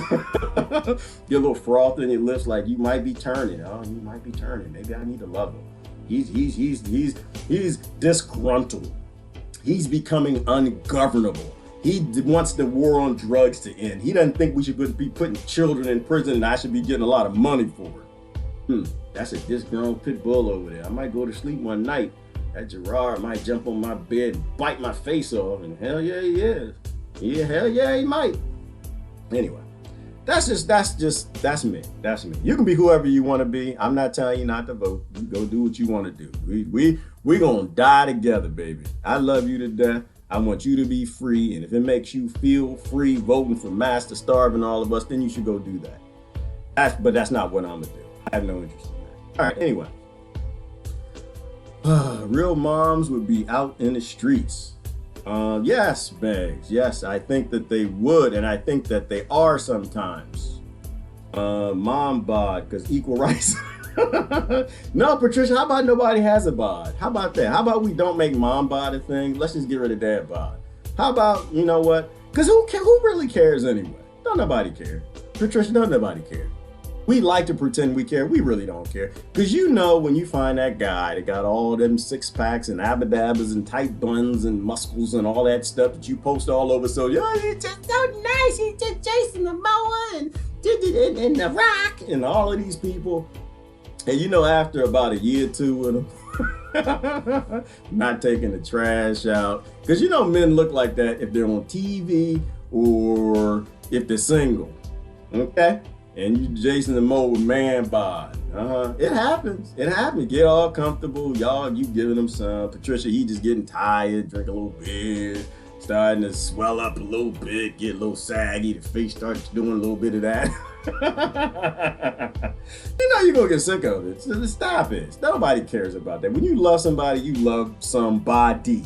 You don't love their body. When you love somebody, because you know how I know? I know, Patricia, because everybody done love somebody that's unattractive. Everybody done fell in love with somebody that's ugly. Everybody done fell in love with somebody your girlfriend's like, oh, that's, oh, really? Y'all gonna, oh.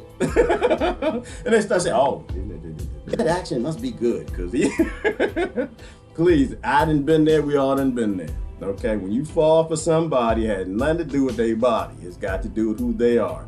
Who they are will make you will spend a lifetime with somebody that brings beautiful things to your life and ugly as a bag of bricks. But you will not spend 2 years with somebody that look fine as the day is long. They could be on the cover of one of these magazines that just dumb and stupid and irritate you, make you want to choke them and grind up some glass and some pots and put them in the okra soup, okay? You know that and I know that. So let's not pretend that we care about these body things. When somebody show up and that's your mama, somebody show up and all your things rise up because they say something or do something, or they put off that biophoton or that energy that just makes you like, you don't care. You don't care. So we can stop with the man bob, dad bob, all of that stuff. Let's just make it go away. I believe in free speech, but just make it go away. Because everybody, you only care about what people look like until you find out who they are. Once you find out who they are, then that's when that decision gets made. That's what I'm thinking. I could be wrong. I don't know. What do I know? It could be people like literally it's just all about what somebody looks like, I guess. I don't know. All right. I don't think people care. And I think the older they get, which older actually equals younger nowadays, the less they care. That's what I think. I think we break kids at birth. Oh, you done got me on something, Patricia. Think about it like this. Think about at daycare. Think about daycare. When you got to daycare, did you care what anybody looked like? Did you care? Nobody cared. You don't even remember what anybody looked like. You got to daycare, he's like, I'm gonna go pay the box. And you start playing with the box, right? And the other kids playing with the box, and y'all just played together. You didn't care what anybody looked like, what color they are, what they smell like. You might care what they smell like, but we loved each other back then because you got there, somebody's diaper wasn't doing what it's supposed to be doing, some sense coming out. You went and told the teachers, Miss Mackheimer, Johnny needs his head type change. Stink of poop. All right, I gotta go. I really gotta go. American Pie was hysterical. Yes, it was, Susan. American Pie was hysterical.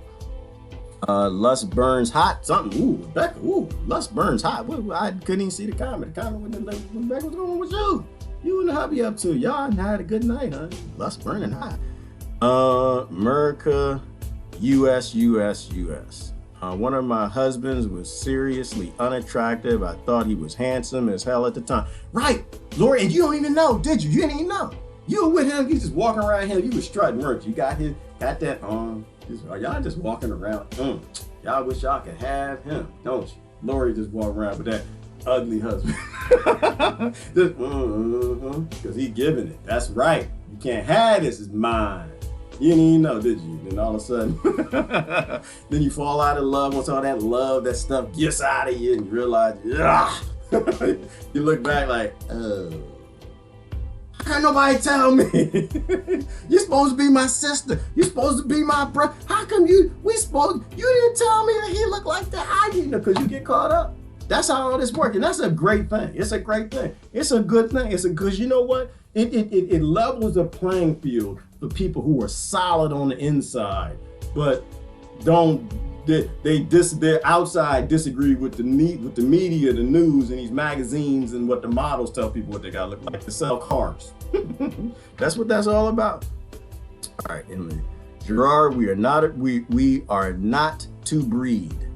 Let me see. I'm not sure what we're saying. See that we're not to breed. Here to breed. Oh, we're not here to breed. We're not here to breed, Sita. Are you sure, Sita? We're not here to breed. Sita, are you sure?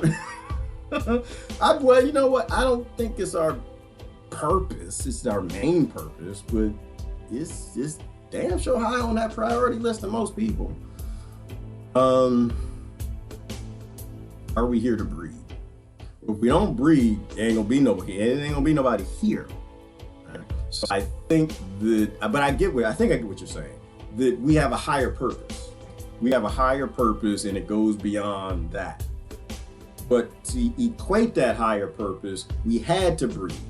And so that's why in God's omnipotent, whatever it is, gave us this thing and that thing and made us love things, and no matter how they look and smell, because we didn't used to take baths back then. We used to be a little furrier, Neanderthalish, whatever. And Cro-Magnon had that big unibrow and the forehead, the dame symmetrical. And you didn't care about what nobody looked like because we had to breed to get to today. That's what I think. We had to love each other, make all these babies, populate the world till we get to a today like today and say, wow, we have a purpose now. Like we had to get out of survival. We had to get out of warriorism. And the only way that would happen is we became a big enough community to where nature couldn't kill us. And that's where we are today. We're now big enough where nature doesn't have to kill us. We're big enough where we don't have to kill each other. We're big enough that we can just say, you know what, Master, you're gonna open that closet and you're gonna put all the food out here. We're gonna determine what we're gonna eat, when we're gonna eat it. You're not gonna come in here after going to work and tell us that you're gonna play ball with us and then give us a little bowl of food and make us fight over it. We ain't fighting each other no more. I ain't fighting with Iran no more. I'm done fighting with Iran. I'm done with this patriot crap and this race crap and this religion crap. I'm done with it. You don't know. But what I do know is I'm a wolf. And you come in this door one more time, put down a little plate of food, give me some of that artificial scarcity to get me to fight my brother I grew up with, my cousin that I love. Not gonna happen. That's what I think. I think we did everything we had to do to get to today. And the question is today is what do we do with it? What do we do with it? I used to be a capitalist. I'm not anymore. I don't believe in capitalism. I don't believe in communism or socialism because we don't have to believe. I had to believe in it because we didn't have the things that we could use to take care of everybody. Now we got things that we can take care of everybody. We can do everything that this Christ thing, consciousness, Christ the person, whatever you believe, Christ the Son of God, what it taught, we can do that now. We can take care of everybody. It's just a choice at this point. It's just a choice. So actually, so I agree with you. We're not here to breed, but we're gonna breed. You see this? It's not. You're not gonna stop it. It's not gonna stop. Oh, it's not. I posted a video of a dog this morning. See, you should have seen it. Like it got stuck. Like sometimes dogs get stuck and it kind of do that, and it wouldn't stop. It was just walking around the house doing that and it couldn't stop. It's just a part of what we are. All right. How's that discussion going? I don't know. The Beaufort. We went a couple different places. It went a couple different places. It's just artificial scarcity. The whole point is that they scare us into cities. They scare us into jobs and forced labor and slavery. But thank you, Beaufort. See what Beaufort did? He's the guy in the meeting that always pulls the meeting back on track. Always gotta have one of those because it'll just go. So much that we could talk about. I do want to look at Australia. I'm running out of time. Maybe we'll look at Australia tomorrow. If you got something that you know what's happening in Australia, let me know. Once again, none of us know. We never really know. We don't know what they're doing. They could be doing the same thing in Australia they were doing in Bolivia. Using those weather geoengineering devices to probably make it not rain so they could burn up a bunch of land and sell it. Who knows? I don't know. I'm interested in your theories, but I always take everything with a grain of salt because they don't put enough information to let us know. The master doesn't come home to the Dobermans and say, hey, you can be free. You can go outside, eat all the food, drink all the water you want. There's water everywhere. It doesn't just come out the sink. If you get free, if you eat me and you go be free humans, you can run around, you can eat all the food that you want, you can run as much as you want, you can play as much as you want, and you can just they're literally lakes outside. You can drink all the water you want. You don't have to wait till I come home and I give you things for behaving how I want you to behave. They made us into dogs, yo. They made us into dogs. All right. If you love them, they will not look ugly to you. Exactly, Lori. Ooh, there's something there. There's something there about 7 billion people. If you love people, how people act like they're humanitarians. When you really love people, when you understand that they're all your family, you can do some amazing things. But if you let your government turn you against them, then they can make some amazing amounts of money. My phone is dying anyway. Wrong, Gerard. Physical attraction is a must. Well, I didn't say it was insignificant, Ivana. I'm not saying that. I did not say that. That didn't come out of my mouth. I mean, it's a must for you. I get that. Is it a must for me? I don't know. It depends. I don't know. Everything's circumstantial, Ivana. Like if you go blind, put Ivana on the spot for a second. If you go blind, do you care about physical attraction? Not that I would wish that on anybody. I don't know. Let's say the government keeps putting fluoride and chlorine and Viagra and Ritalin and all the stuff that they're not taking out of the water. They're not directly putting it in, but they're taking big money from corporations that are poisoning the water. And you go blind. How significant is someone's attraction to you? 0. But if they do good things for you, they keep you from walking into walls, they plan events to go do that are Braille friendly, they do these things, you fall in love with them, then attraction doesn't matter. So I would say attraction doesn't matter. I think you just made me think attraction doesn't matter at all. Everything's always circumstantial. Everything is circumstantial. You get some kind of thyroid condition, you about 400 pounds, you're gonna look for another 400 pounder. You don't want somebody that's 120 pounds, you weigh 400. You got it because it's gonna be an imbalance in everything. Yeah, I think everything's circumstantial. I don't think attraction matters. I mean, no. Did I say that right?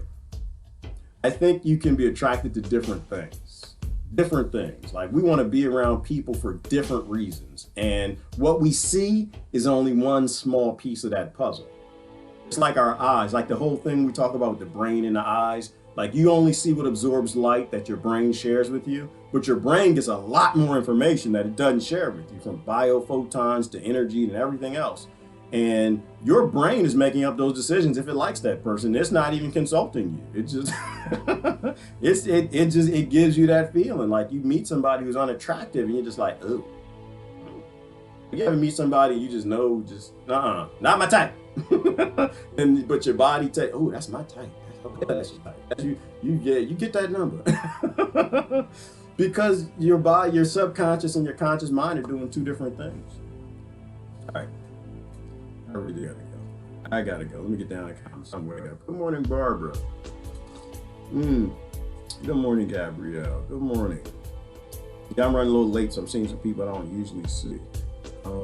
I was terrible in love once with a fat man, very fat. Later on, I thought, ooh. That's okay, Christine. That's okay. Nothing wrong with that. I call my silver sterling. Okay. I'm not sure what that means, Kay. I just read random comments. People haven't said, I haven't read something from. I read, I go. We do our part. Kay, that's all we can do is do our part. What's hilarious is when some little hooped up woman comes at you because she thinks you're after her little roly-poly husband. Ooh, yeah, that is a thing, Patricia. Women don't like, there's something about competition that women, they don't like. But I think sometimes it's a game too. I don't know why women do that. Like y'all come to the venue and if y'all got on the same shirt, it's gotta be a fight. Why is that? I don't understand that. Somebody can explain that to me. I don't get that. If I show up to an event and the guy got the same shirt on, it's a party. It's a party. Did y'all see the video? Somebody did a video about that. Like, you know, it's like two women you go to a party and two women show up, they got the same dress.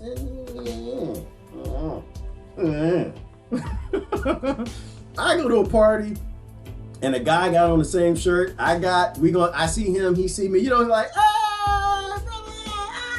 brother, could y'all see? Yeah, I have to post a video, see if I can find it. Like, we're like, hey, we're brothers. What you doing? Oh, you got the email. You know, and we're gonna play the whole night long. We twin brothers. That's my twin brother. It'd be our little corny joke the rest of the night, annoying everybody. Two women. Man. Something there. I don't know why. Y'all can tell it to me. I don't know. I'm not a woman. I have no idea why. I just don't understand. I'd be honest with y'all, I stopped trying to understand women a long time ago. I don't want to. I've decided my brain does not have the capacity to understand women, but it's not just y'all. I gave up understanding men too. I don't even want to understand. I don't even care. I love them. I want them to be happy. I don't want to understand them. I gave up trying to understand black people, Irish people, Christians, Muslims, Americans, Iranians. I don't understand nobody. I don't care. I love you to death. I don't care. I don't want to understand. I just want you to be you. Don't hurt nobody. Don't kill nobody. Get some food, water. Be nice. But I don't want to understand. It's just too much. Never mind. I said I wanted to know. I don't want to understand. I don't want to know why women get in there. Y'all get the gas face. Act like that. All right. I got to go. Self-respect, divine love. Yes. Who is that? Christine. Yes. You got to have self-respect. Respect it. If you don't respect yourself, you want to respect anybody else. If you don't love yourself, you're not going to love anybody else. Those are huge. We have to teach our children, raise them to respect each other and love each other, but also each other. Right? Some of us got respect privilege. I got respect privilege. Some of us got love privilege. I got love privilege. I grew up, my parents loved me and they respected me. And I'm supposed to take all that privilege and do everything I can, if I can, to help people and understand people after I just said, I don't want to understand some things I ain't really got a choice in. Because they didn't have that. And that's what we need to do, is we need to share. We need to share our privilege. I'm not in the business of telling anybody their privileges because I really don't care. Usually what the media tells you to go out and tell other people to do is always the wrong thing to do. I look at the privileges I have and I do what I can to try to share them with other people who didn't have them. And I don't judge you if you don't, because I didn't always do it, you know. And so, yeah, I was raised in a decent family. And I feel guilty about it. Like I said before, I feel guilty about it. So I do everything I can for people. A sedentary body is an easy target. Yes, it is, Trish, for zombies and for big government. Yes, it is. Yes, it is. Watch, what's the name of that movie with the zombie rules? They had the one zombie rule where it's like, don't be overweight. You don't do that. When you start, don't do that. Don't do it. It's a target for disease, target for life. And big doesn't mean unhealthy. Let me clarify that. Big does not mean unhealthy. Big just means it's easier for the zombies to catch you. That's what it means. Trish, I'm personally working on things myself. I'm a little larger than I want to be right now. So I'm doing a little extra calisthenics and some exercises.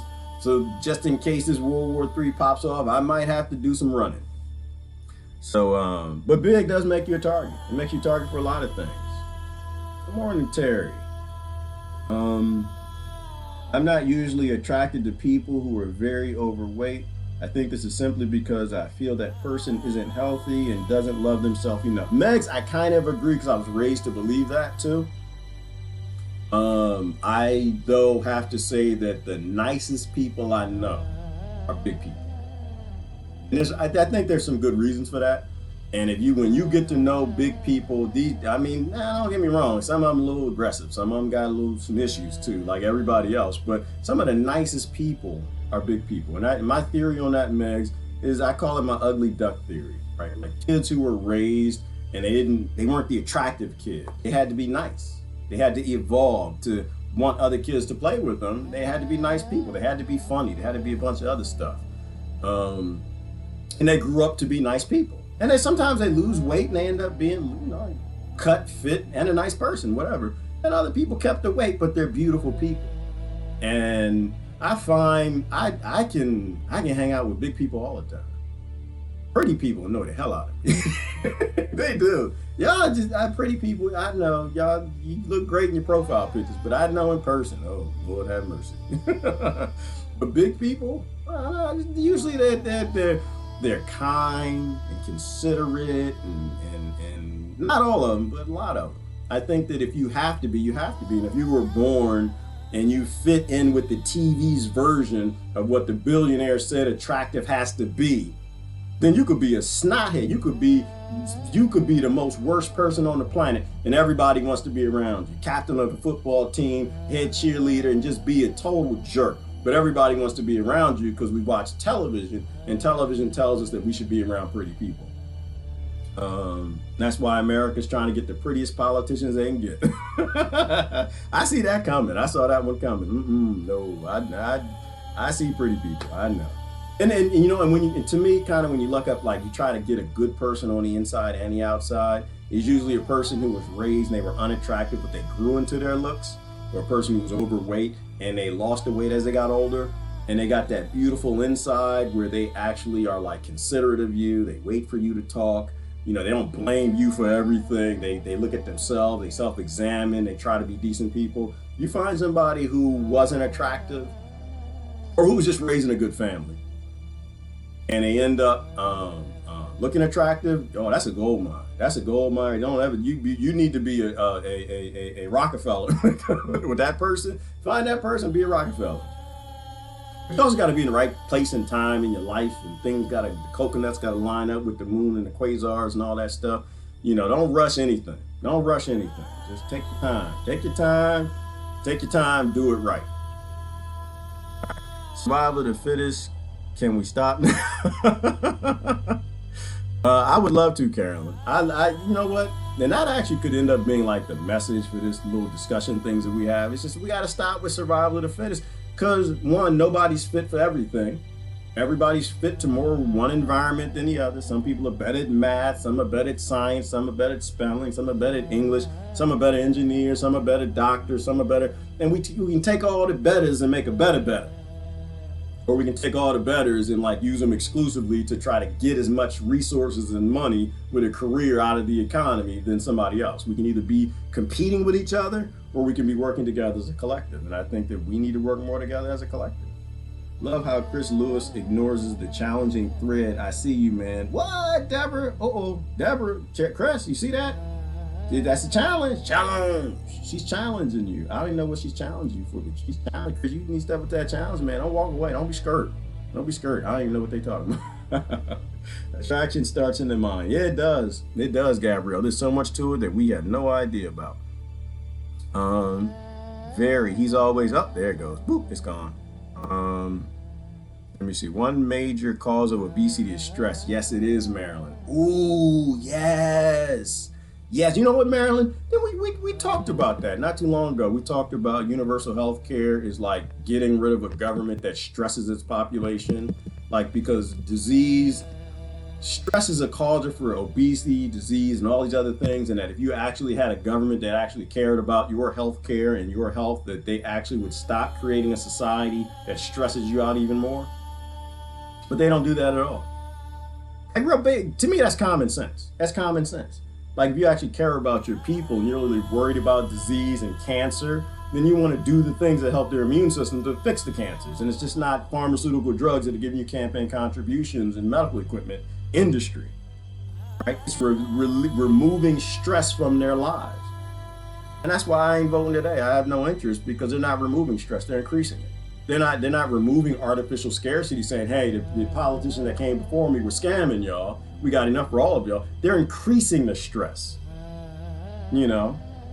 So yeah, I'm not interested. All right, we still on the attraction stuff. Did we spend that much time on that? Let me get down in the comments. I was attracted to butt. I have to say butt because Chris used a different word. And something other word, and I'll call them melons because I can't say that word either. Or I'm like something on Facebook and they'll report me. All colors, ugly and fat, smart and dumb. And then I started thinking, oh, okay, you were, and then you changed. Okay, so Chris like everybody, y'all. Chris don't even care. He like everybody. That's a good thing. Real love can start with attraction, in my experience. Absolutely can start with attraction, Megs, and it can start with just a complete accident. You can get stuck in the elevator with somebody, Megs, and you just spend enough time around them, and the next thing you know, you Google for them.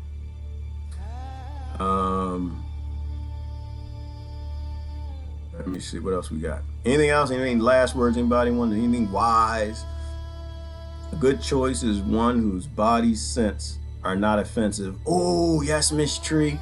When we did talk about that briefly, about what the pheromones and what the what's that drug that the women take all the time? They don't want to have no babies. They just want to run around and be like men. Birth control. Birth control does that, right? It changes what you're attracted to. There were studies on that. It's crazy. We literally break ourselves. We don't have to have master breaking us. We break ourselves. So there's a lot to it. It's a whole lot. It's a whole lot to that thing. Just go slow. I'm into unconditional love. I am too, Susan. Unconditional love is a phenomenal, fantastic, and wonderful thing. Women can be nasty too.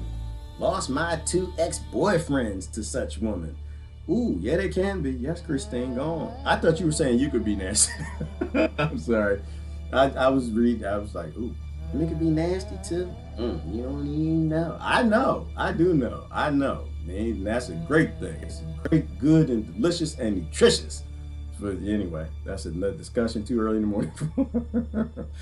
Now people are only attracted to material wealth and physical attributes. Yes, Chris, because they broke us, because they watch TV and TV tells them what to like, and they like that. They like being told what to do, like dogs. R-E-S-P-E-C-T. You spelled it wrong, Patricia.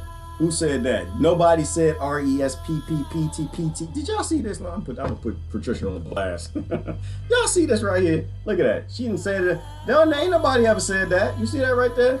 Uh-oh, my battery. Hang on. Look at this. I'm gonna put you on blast for a minute. Ain't nobody ever said that's not a song. That's not a song. That's stop it. Stop it. That's not you lying. Where is that? Y'all see that right?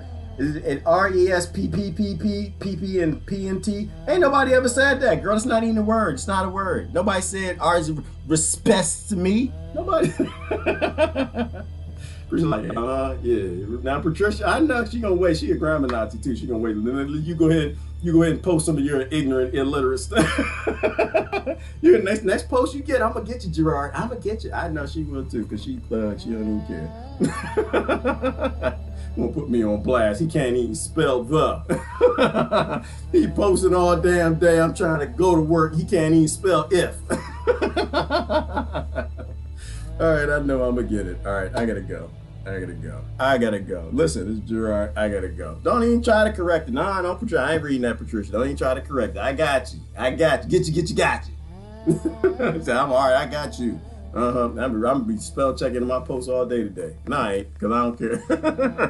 All right, I gotta go. Listen, love y'all to death. It's been fun. Absolutely. Don't underestimate the power of evolutionary artificial scarcity. They're making us into beasts and monsters, and we don't have to be. We can be free. We don't have to be dogs looking out the window. We can go be free any day we want. We just gotta love each other enough to want to go do it. Stop fighting with each other and stop believing that mainstream news. All right? All right. Oh, Lord. Here comes John. Nope. We ain't going back there. I'm leaving. We ain't going back in no nasty conversation. All right. Y'all have a wonderful day. This is Gerard. I'm out. Love y'all now. Bye-bye.